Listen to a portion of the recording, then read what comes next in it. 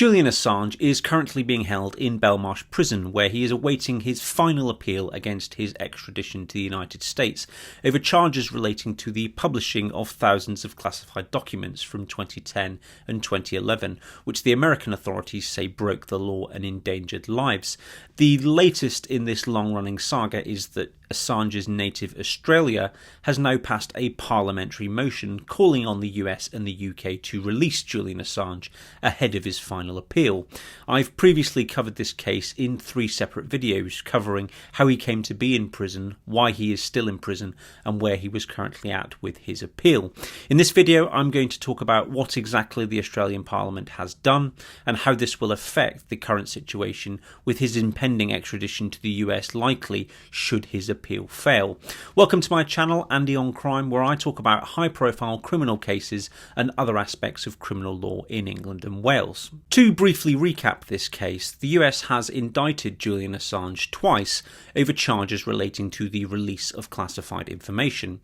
Julian Assange's extradition request was initially rejected by the UK courts over mental health grounds. However, the US authorities appealed against this and offered certain guarantees over Assange's treatment in custody and stated that he could serve any custodial sentence if he was convicted back in his home state of Australia.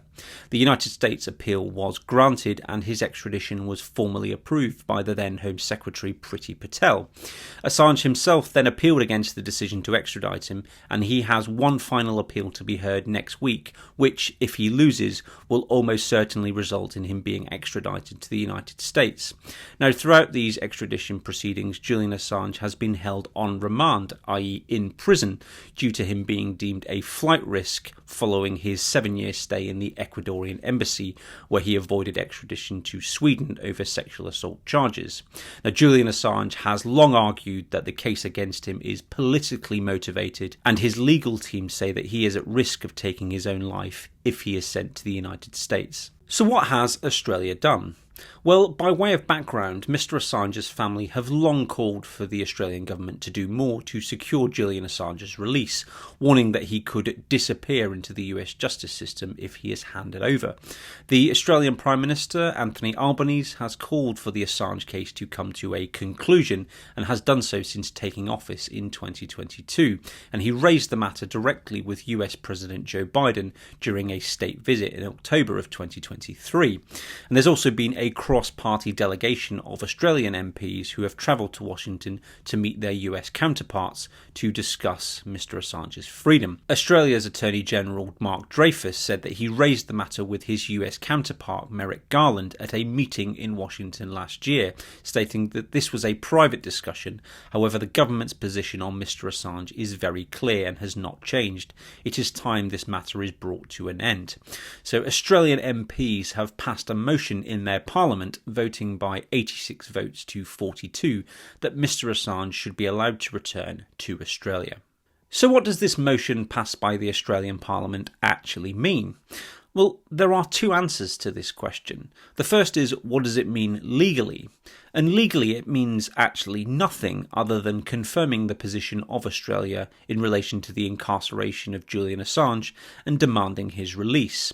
The laws of England and Wales are not impacted by this motion, the same as if the motion had come from Spain or Canada or Russia or China or any other country for that matter. In the eyes of the UK government, Julian Assange is being lawfully held on remand in accordance with the laws of the land. The second answer to this question is the motion is all about diplomacy. It's all about diplomacy and putting political pressure on both the US and the UK for the proceedings against Julian Assange to end and for him to be released. Will that happen? Well, at the moment, there is nothing to suggest that that is going to happen.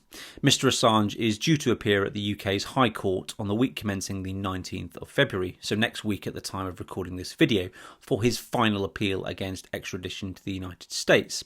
If that appeal fails, then it is almost certain, barring some other unexplored circumstance, that Julian Assange will be extradited to the United States, where he faces up to 175 years in prison for charges relating to the release of classified documents. That's all for this video. If you do have any comments, then please drop them down below. If you did enjoy this video, then please do give it a like. And if you'd like to see more from me, then please do subscribe to my channel. Thanks for watching. Take care.